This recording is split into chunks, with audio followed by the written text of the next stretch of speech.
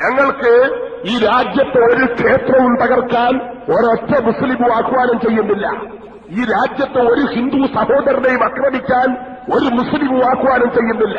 ഞങ്ങൾക്കറിയേണ്ടത് 465 കൊല്ലം അല്ലാഹു റബ്ബുൽ ഇസ്സത്തിന് സുജൂദ് ചെയ്ത ഭവനം തട്ടിത്തകർത്ത് തരിപ്പണമാക്കുമ്പോൾ എന്തുകൊണ്ട് ഇന്ത്യയുടെ പട്ടാളം ചരിത്രത്തിൽ ആദ്യമായി തോക്ക് തിരിച്ചുപിടിച്ചുകൊണ്ട് നോക്കുകുത്തികളെപ്പോലെ നിന്നു? ഇത് ഇന്ത്യയിലെ മുസ്ലിം സമുദായത്തിൽ അറിയേണ്ട കാര്യമാണ്.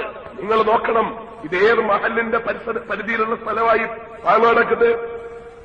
തിരൂരങ്ങാടി മുസ്ലിം ജുമാഅത്ത് പള്ളി. ഞാൻ അങ്ങോട്ട് തന്നെ ശ്രദ്ധ തിരിക്കുന്നു.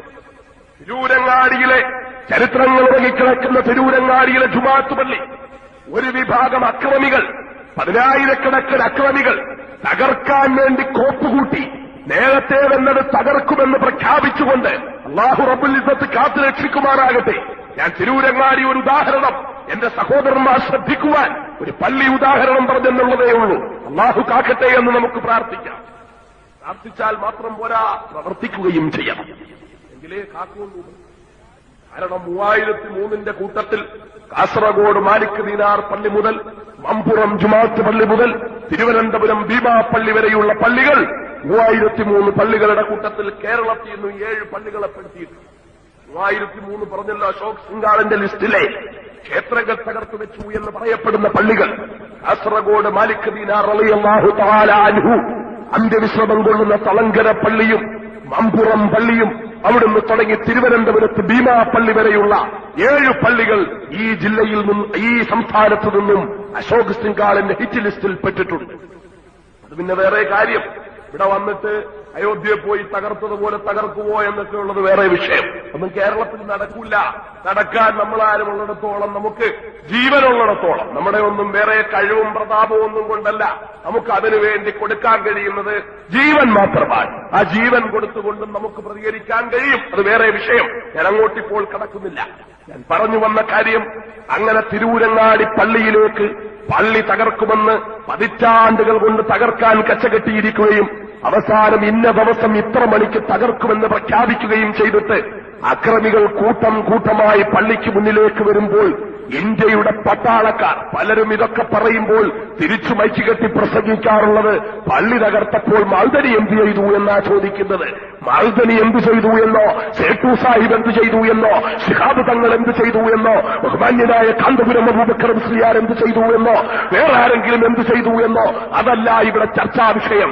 ഞാനിവിടെ പറയുന്ന വിഷയം 4 നൂറ്റാണ്ടുകാലം ജഗന്നീയന്താവായ അല്ലാഹുവിന് സാഷ്ടാംഗം ചെയ്ത ബാബരി മസ്ജിദ് തട്ടി തകർക്കുമെന്ന് പറഞ്ഞുകൊണ്ട് ഇന്ത്യൻ മതേതരത്വത്തിന്റെ പ്രതീകമായിരുന്ന 460 കൊല്ലക്കാലത്തിലധികം ഇന്ത്യൻ മതേതരത്വത്തിന്റെ മകുടോദാഹരണമായി ഉയർന്നു നിന്നിരുന്ന അള്ളാഹുവിന്റെ ഭവനം, ഒരു മുസ്ലിം പള്ളി, ചരിത്രങ്ങൾ ഉറങ്ങിക്കിടക്കുന്ന ഒരു പള്ളി, അത് തകർക്കുമെന്ന് പ്രഖ്യാപിച്ചുകൊണ്ട് 10,000-കണക്കിന് അക്രമികൾ കൂട്ടം കൂട്ടമായിട്ട് കയ്യിൽ പിക്കാസും മൺവെട്ടിയും കുന്താലിയും ഒക്കെയായി അത് തകർക്കാൻ വേണ്ടി വന്ന് കൂട്ടം കൂട്ടമായി വന്ന് ഓടിയ പള്ളിയുടെ മുകളിലേക്ക് ചാടിക്കയറുമ്പോൾ എന്തുകൊണ്ട് ആയിരക്കണക്കിന് ഇന്ത്യയുടെ പട്ടാളക്കാർ ഇപ്പുറത്ത് തോക്ക് തിരിച്ചു പിടിച്ചുകൊണ്ട് കപ്പലണ്ടി കുറച്ചുകൊണ്ട് ഇതൊന്നും കാണാത്തതുപോലെ നിന്നത് എന്തുകൊണ്ടാണ്?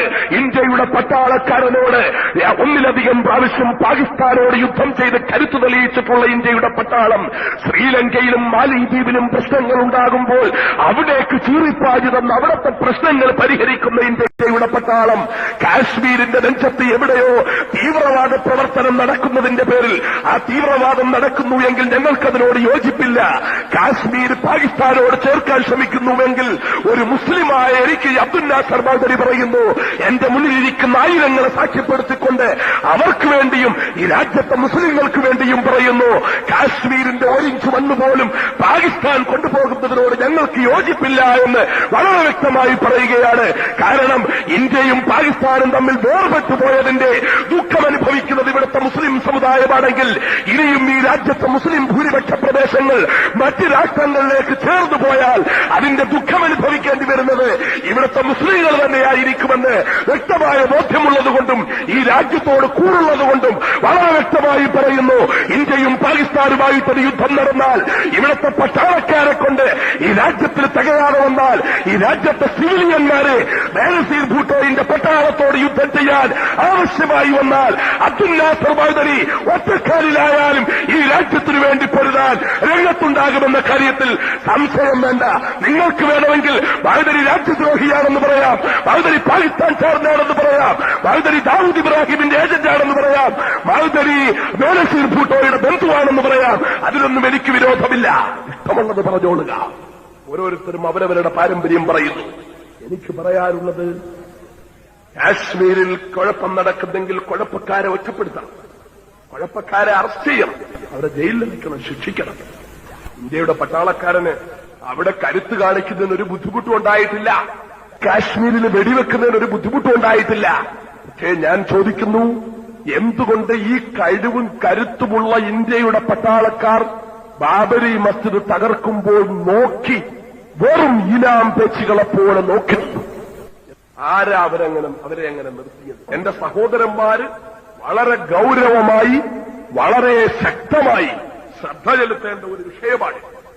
ബാബരി മസ്ജിദ് തകർക്കുമ്പോൾ പള്ളിയുടെ മുകൾ ഭാഗത്ത് കുബ്ബയിൽ കയറി ആ കുബ്ബ തട്ടി തകർത്ത് അവിടത്തെ കല്ലും മണ്ണുമെല്ലാം കൂടി വാരി പുറത്തേക്ക് എറിയുമ്പോൾ താഴ്ഭാഗത്ത് പള്ളി തകർത്തുകൊണ്ടിരുന്ന ചില അക്രമികളുടെ തലയിൽ മുകളിൽ നിന്ന് കുബ്ബയും മുനാരവും തട്ടിയിളക്കി വലിച്ചെറിയുന്ന കൽക്കഷണങ്ങൾ വന്ന് വീണപ്പോൾ ആ കൽക്കഷണങ്ങൾ വന്ന് തലയിൽ വീണ് ചിലരുടെ തല പൊട്ടി താഴെ പള്ളി തകർത്തോണ്ടിരുന്ന ചിലർ താഴെ വീണ് ചത്തുപോയപ്പോൾ അങ്ങനെ ചത്തുപോയ അക്രമികൾക്ക് അവരുടെ കുടുംബത്തിന് ലക്ഷക്കണക്കിന് രൂപ സഹായം നൽകാൻ എന്റെയും നിങ്ങളുടെയും വിയർപ്പിന്റെ അംശമായ ഇന്ത്യയുടെ ഖജനാവിൽ നിന്ന് ലക്ഷക്കണക്കിന് രൂപ ആ തകർച്ചയ്ക്കിടയിൽ മരിച്ചുപോയവരുടെ കുടുംബത്തിന് കൊടുത്തു എന്ന് പറയുമ്പോൾ, ബാബരി മസ്ജിദ് തകർത്ത അക്രമികൾ 24 മണിക്കൂർ സമയം അവിടെ നിന്നിട്ട്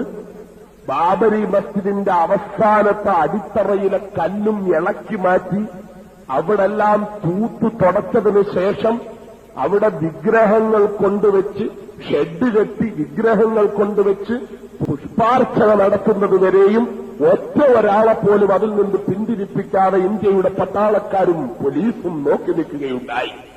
ഇന്ത്യയുടെ പട്ടാളക്കാർ കടല കുറച്ചുകൊണ്ട് നോക്കുകുത്തികളെ പോലെ നിന്നു.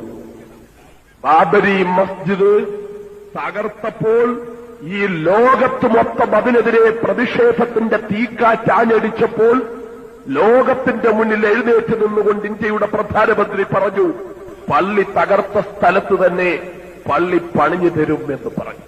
എന്നിട്ട് അവസാനം എന്തുണ്ടായി എന്നെന്റെ സഹോദരന്മാരറിയണം.